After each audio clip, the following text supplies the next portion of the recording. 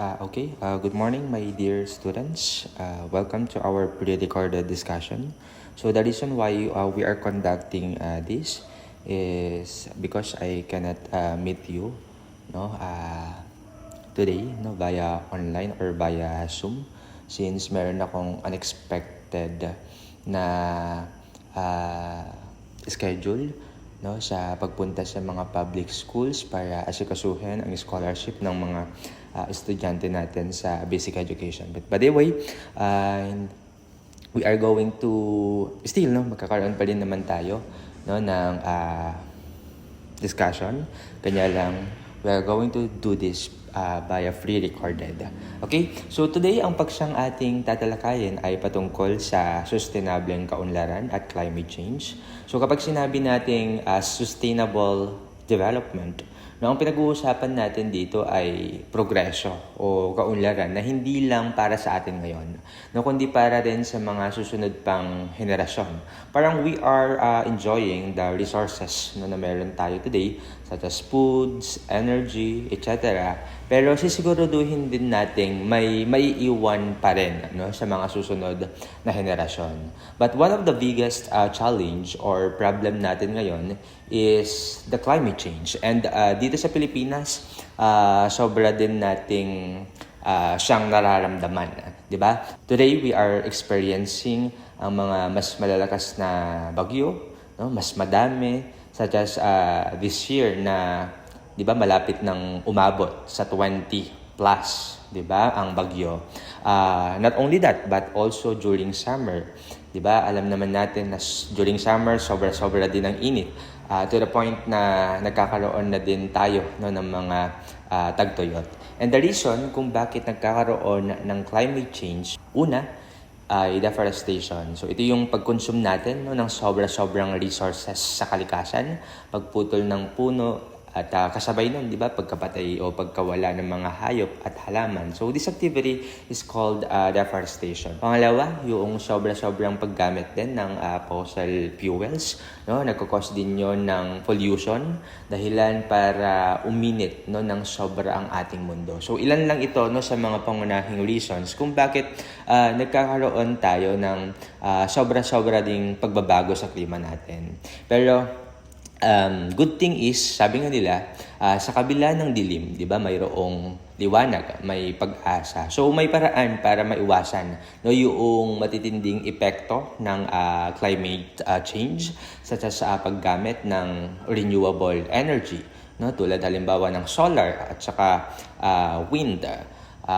Tapos, no, ganun din yung simpleng pagtitipid sa kuryente, pagbawas, no, ng mga single-use plastics, pagtatanim ng puno. So itong mga to nakakatulong para at least malesen yung sobra-sobrang pagbabago sa ating klima. So kung gusto natin, no, ng mas maganda at ligtas na future, siyempre kailangan nating maging or mag-shift, no, sa mas responsable na pamumuhay. Ang laban sa climate change, hindi lang ito siyempre laban ng iisang tao, no, kundi nating lahat. Kaya sana, no, kayo, maging parte din ng solusyon sa problema nating ito. Hindi yung kayo pa yung nagiging isa sa mga dahilan kung bakit lumalala, no, yung problema natin about climate change. Okay? So next, ayon sa Pag-asa, every decade daw, no, tumataas ang average ng temperature natin ng 0.1 or 1/10 degree Celsius. Kung titignan natin, no, parang maliit lang yan. Pero in the long run, no, malaki yung epekto niyan sa klima at saka sa ecosystem natin. Kung babalikan natin noong 1980s to 1990s, dito nagsimula ang pagbabago, no, sa pagbabago sa mga temperature pattern. So parang unti-unti lang noon, pero ngayon kitang-kita na or noticeable na, no? Mas ramdam na natin yung pagtaas ng temperatura, di ba? At pagdating ng 2000 to 2010, mas dumalas na, no, yung mga extreme weather events, no? Nandiyan na yung malakas na ulan, mas mahabang init at biglang flooding, so di kaya pagbaha, di ba? Tapos ngayon namang 2020s hanggang sa kasalukuyan, no, ramdam natin ang record-breaking temperature. So ang daming araw na sobrang init, no, yung tipong during summer hindi na tayo pwedeng nasa loob lang ng bahay kasi para na tayong niluluto, 'di ba, sa sobrang init. Sabi nga nila, essential na yung aircon, 'di ba, during summer. Kung walang aircon, parang ang hirap ng mabuhay, 'di ba? So, isa din sa mga nagpapahirap sa atin ngayon ay yung mga malalakas at madadalas na mga bagyo, di ba? Like every year na lang, parang mas dumadami at lumalakas yung mga bagyo. So, parang habang tumatagal, parang nagiging delikado na yung buhay natin because of climate change. At kung i-project natin daw in the future, sinasabi dito na tataas pa ng 1 to 2 degrees Celsius, no, sa susunod na 30 years. So, ibig sabihin, mas lalala pa na yung epekto ng climate change kung wala tayong aksyon na gagawin today. So isipin na lang natin, kung sa mga ganitong panahon, hirap na tayo, what more, di ba, sa mga susunod na generations. Sana naman, di ba, wag tayong maging dahilan na hindi na livable ang Mother Earth natin for the next generation natin, because they don't deserve, no? They don't deserve, at kung sakali, napaka-unfair naman yun para sa kanila. Okay? So, next. Okay, alam naman natin na ang Pilipinas, no, ang bansa natin ay isa sa pinaka-bagyuhin, no, na bansa sa buong mundo. No, gaya nga ng sinabi ko kanina, on the average nasa 20, no, na bagyo yung pumapasok sa Philippine Area of Responsibility every year. So, ang dami, di ba? At sa mga bagyong yon, usually 5 hanggang 7 yung mga nasa super typhoon category. O ito yung mga bagyo na may potential na magdala, no, ng matitinding pinsala, no, sa bansa natin. At ang bagyo, no, hindi lang ito tungkol sa mga ulan o hangin, kasi ang bagyo malaki din yung epekto niya sa bansa natin. So nagiging dahilan ito para masira, 'di ba, yung mga bahay, kalsada, mga tulay, mga infrastructure. At bukod pa diyan, no, naapektuhan din yung agrikultura natin. So ibig sabihin, bumabagsak yung production ng pagkain natin.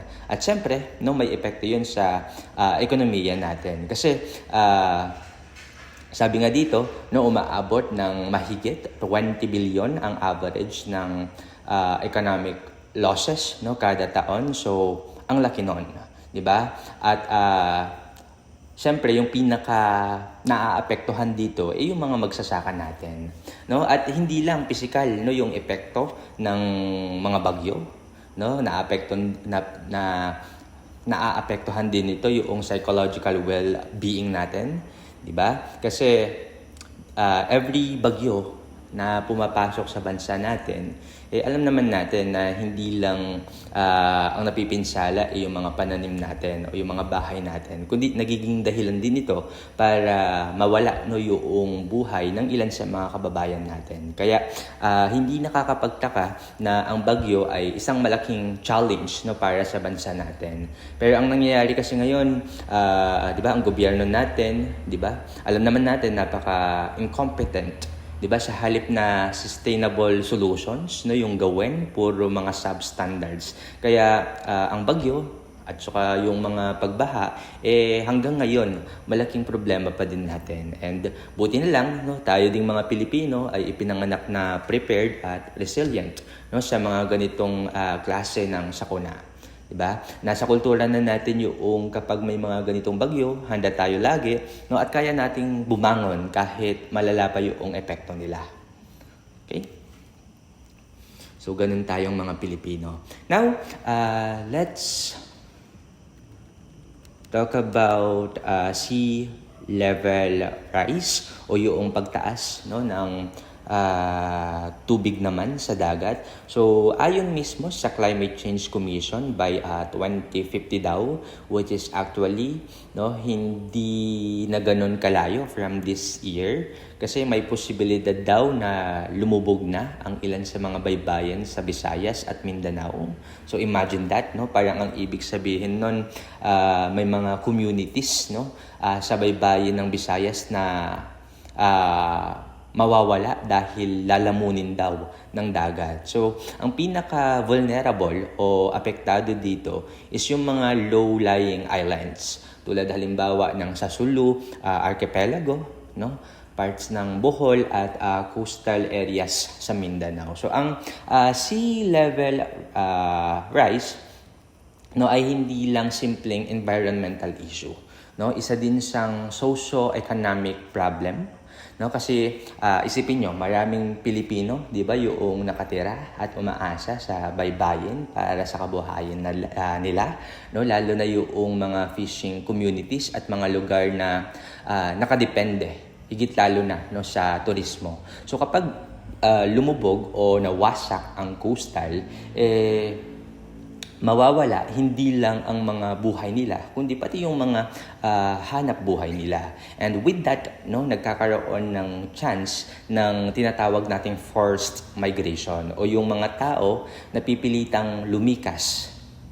At alam nyo naman, kapag mayroong displacement o paglipat ng matitirhan, ang pinag-uusapan, hindi lang buhay o hanap buhay yung naaapektuhan, kundi yung uri ng pamumuhay mo at kultura na meron ka. Kasi imagine mo, taga-probinsya ka, sanay ka sa pamumuhay dito, tapos bigla kang mapipilitan na lumipat sa Maynila. So, di ba para kung iisipin natin, parang ang hirap mag-adjust. So, ganun din yung epekto ng forced migration sa kanila.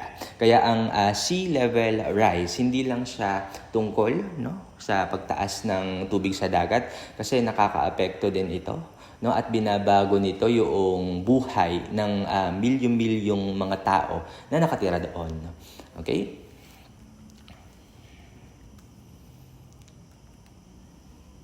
Okay. So, this time,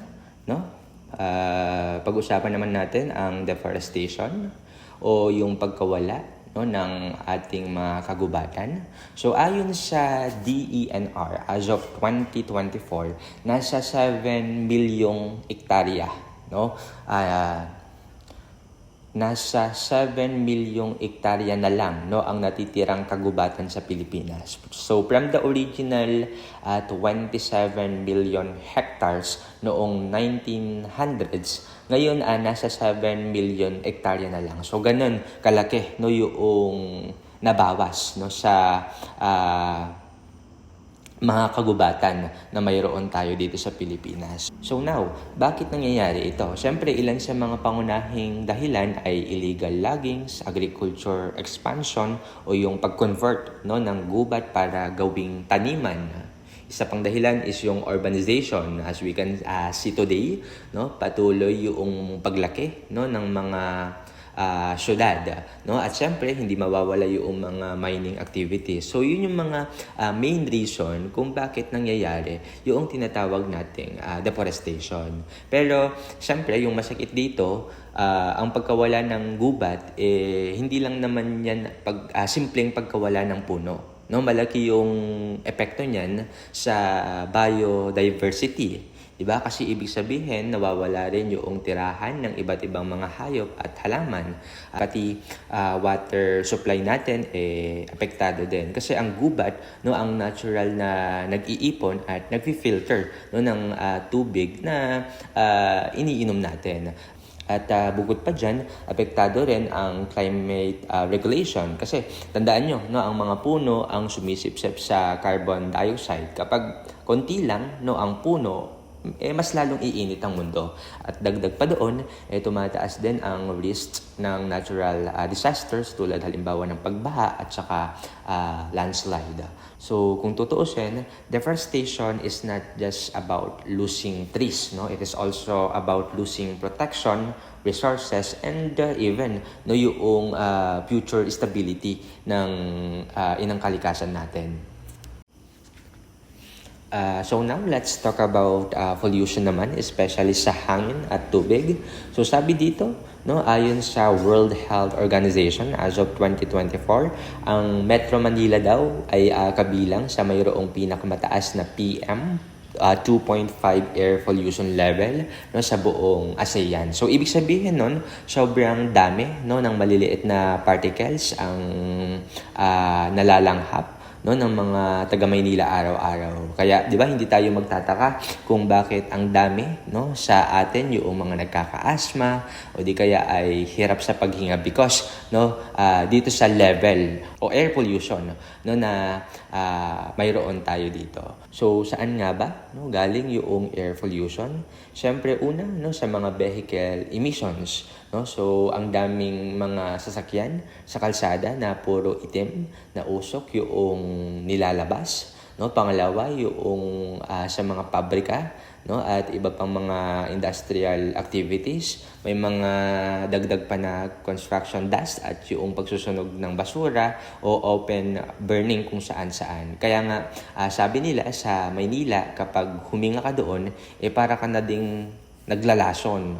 So ganun katindi, no, yung air pollution nila. Kaya nga 'di ba mas masarap pa ring mamuhay sa probinsya kaysa sa Maynila kasi at least dito sa atin, no, sariwa pa din yung hangin, no, na nilalanghap natin. Pero syempre, hindi lang hangin ang polluted, pati tubig natin kasi 'di ba ang ilog at dagat, diyan bumabagsak yung mga industrial waste at yung mga domestic sewage o dumi, no, galing sa mga bahay-bahay at yung mga agricultural runoff o chemical mula sa bukid. So ano yung ending? No, patay yung mga isda, no, sila ang ecosystem at unsafe na halos inumin o paliguan yung mga ilog, no, yung ilan sa mga ilog na mayroon tayo such as the Pasig River and the Manila Bay. At ang pinakamatindi dito, no, hindi lang environment ang apektado, kundi tayo mismo. Dahil sa pollution, 'di ba, tumataas yung mga kaso ng asthma, lung cancer, skin diseases, at marami pang iba. So today, sa simpleng paglabas natin sa bahay natin, pwede na tayong ma-expose, no, sa mga ganitong sakit dahil sa pollution, no, na mayroon tayo sa Pilipinas ngayon. So class, ang pollution, it is not just an environmental issue. It is also, it is actually, no, a health crisis. Okay, so now pag-usapan naman natin itong toneladong basura, no, na araw-araw nating nililika. So ayon mismo sa DENR, noong 2023, umabot na daw ng halos 21,000, no, na tonelada ng basura ang napuproduce ng Pilipinas bawat araw. So, think of it, diba? Araw-araw. Kung ikukumpara natin yan, para bang bundok ng basura yung nadadagdag sa atin araw-araw. So, mayroong pinaka-common na uri ng waste. Una dyan, yung tinatawag nating food waste o yung mga tira-tirang pagkain galing sa mga bahay o restaurants. Diba? Pangalawa, yung mga plastic waste, lalo na yung mga single-use plastics such as halimbawa sachet, bote na hindi naman nare-recycle ng maayos. No? Pangatlo, yung mga paper at cardboard o yung mga papel, dokumento at packaging materials na minsan tinatapon lang kahit pwede pang i-reuse o i-recycle.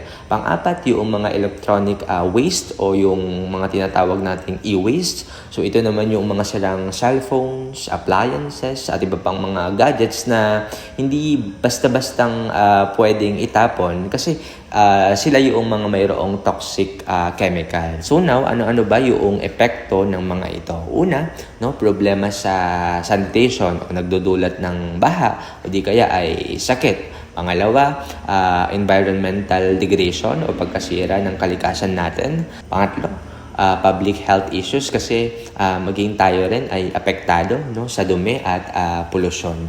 Kaya 'di ba mahalaga ang segregation, no, recycling programs at waste reduction activities that even in our school, no, ginagawa natin 'yan. Kasi kung tayo marunong maghiwa-hiwalay ng mga basura at umiwas, no, sa labis na paggamit ng plastic, ang laking ginhawa nun, no, para sa environment natin. Pero ang problema, madalas hindi tayo seryoso, no? Hindi seryoso yung gobyerno natin, pati na rin yung mga ordinaryong tao about dito. Kaya andito na naman tayo, no, sa patong-patong na problema sa basura. Kayo nga, 'di ba? No, simpleng pagtapon lang ng pinagbalatan ng candy sa tamang basurahan di pa magawa, no? Tinatapon lang kung saan-saan. So wag na nating hintayin, no, na ang inang kalikasan pa yung bumawi, no, sa inyo. Ako personally, I always believe in the law of force or in the law of inertia. So this law mean na kung ano yung ginagawa sa kapwa mo o sa kalikasan mo, siya ding babalik sa iyo. No, kaya nga, 'di ba? Every time na magkakaroon ng bagyo, no, yung mga basura mula sa dagat, bumabalik din 'yan, no, sa mga tao. No, kasi marunong magbalik, no, ng kalikasan ng kung ano yung ginagawa sa kanya. So wag tayong gagawa ng masama para hindi din, no, bumalik yung masamang epekto, no, ng kalikasan sa buhay natin. Okay? Okay, now let's talk about renewable energy naman. So sabi dito, ayon sa Department of Energy o DOE, may target tayo na pagsapit daw ng 2030, 35% ng kuryente na ginagamit sa buong Pilipinas ay dapat nang manggaling, no, sa mga renewable resources. So medyo ambisyoso kung iisipan natin, pero achievable naman siya, no, kung talagang seseryosohin natin. So ano ba yung mga renewable energy? So I know you are very much familiar with them naman na. First is the solar energy. So it is a renewable energy na kung saan, 'di ba, nanggagaling sa sikat ng araw. At alam naman natin na dito sa Pilipinas sobrang init, no, lalo na sa mga bundok at saka sa mga agricultural area. So sayang naman, no, kung hindi natin ito magagamit para mag-produce, no, ng kuryente. At dito sa Tarlac, 'di ba, makikita din natin na yung mga street lights natin renewable energy na rin. So at least, no, tayo din dito sa province natin may ganitong hakbang din, no, na ginagawa. Pangalawa, wind energy. So siguro familiar kayo sa mga windmill, no, sa Ilocos. So yung mga yon technologies that produces wind energies. Okay, pangatlo, yung hydroelectric power. Ito naman yung mga energy na galing sa mga dams or micro-hydro projects. So malaking tulong naman ito para sa mga rural communities, no? At syempre, meron din tayong mga tinatawag na geothermal energy. At alam nyo naman siguro na isa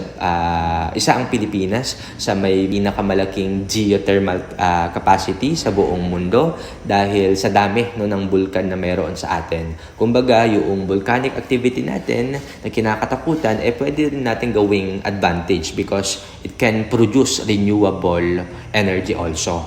Okay, ngayon, bakit importante yung renewable energy? So, siyempre, una, nakakatulong siya sa environment natin kasi mas bumababa yung carbon emissions, diba?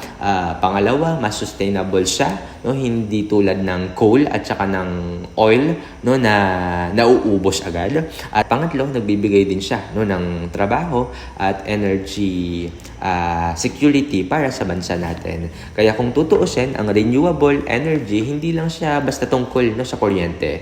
Ito ay paraan din para maging independent tayo, no, maging less dependent sa mga imported fuels at higit sa lahat maging eco-friendly ang bansa natin. Okay, next.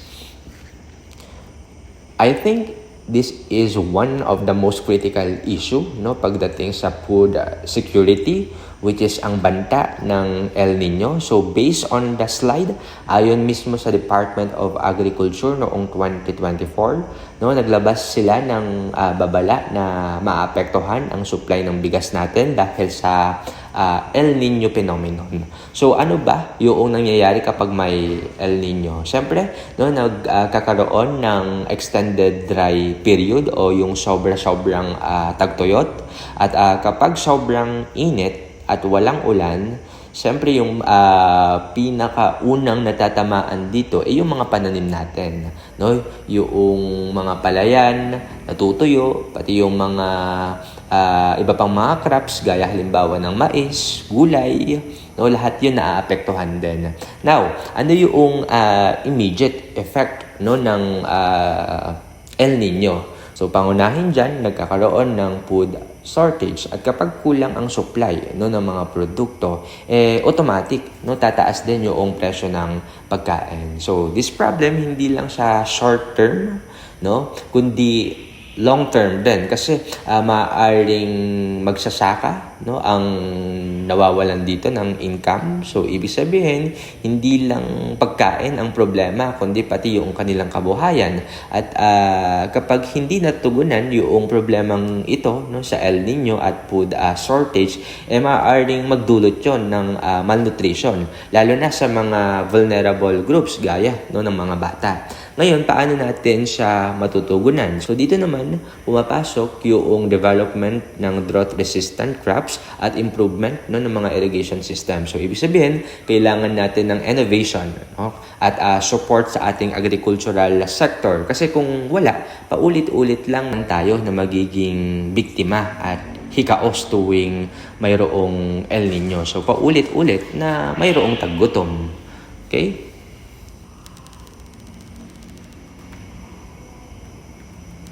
Okay, next.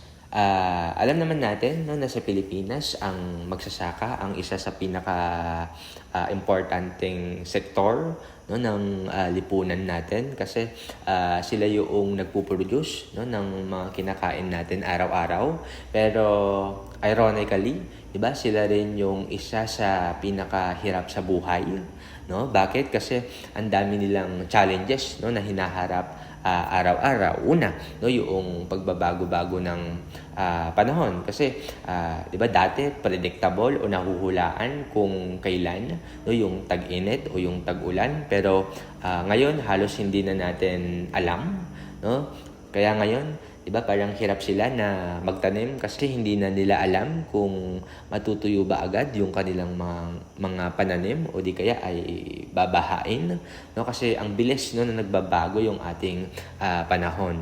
Pangalawa, sobrang taas ng presyo ng abono at mga pesticides, yung tipong mas mahal pa yung presyo ng abono kaysa sa palay kasi ngayon 'di ba nasa 1,500 na I think yung sako ng isang yung sako no ng abono tas yung kilo ng palay nasa 10 piso lang.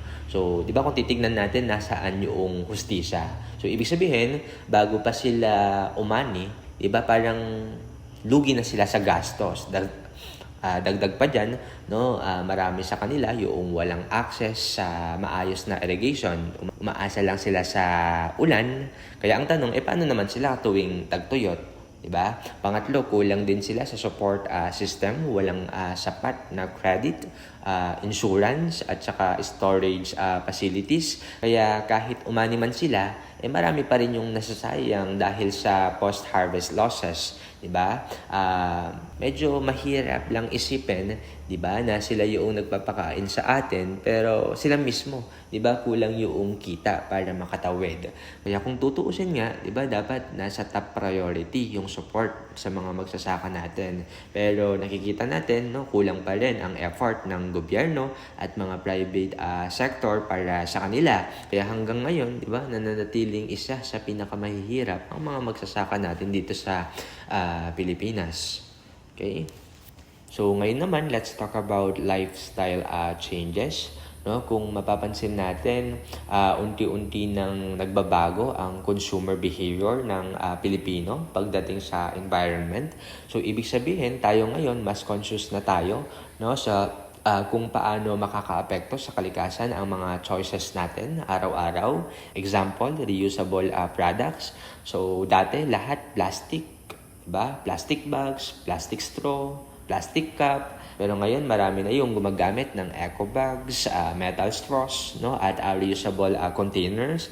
Kung titignan natin, simple lang siya, pero malaking bagay yon kasi nababawasan, di ba, yung mga gabundok ng basura na mayroon tayo dito sa Pilipinas. Pangalawa, sustainable transport. Today, hindi na lang basta convenience yung tinitignan natin, no? Mas marami ng mapapansin natin sa daan, marami na yung nagbebisikleta, di ba? At sa ibang lugar, gaya dito sa atin sa Tarlac, meron na tayong mga e-travel jeepneys. So, ang mga ito, malaking tulong para mabawasan yung mga carbon footprints, no, na pinoproduce natin. At syempre, organic products, mapapansin ninyo na mas dumadami ang demand ng organic food, no, at sustainable goods kasi nga mas health conscious na ang tao ngayon at mas aware na tayo na dapat hindi lang sarili yung iniisip natin kundi pati yung ating environment.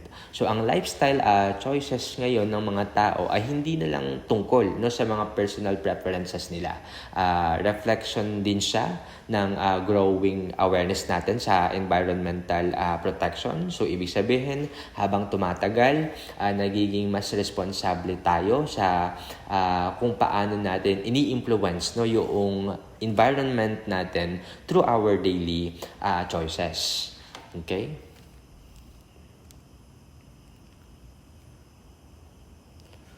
Okay. Next.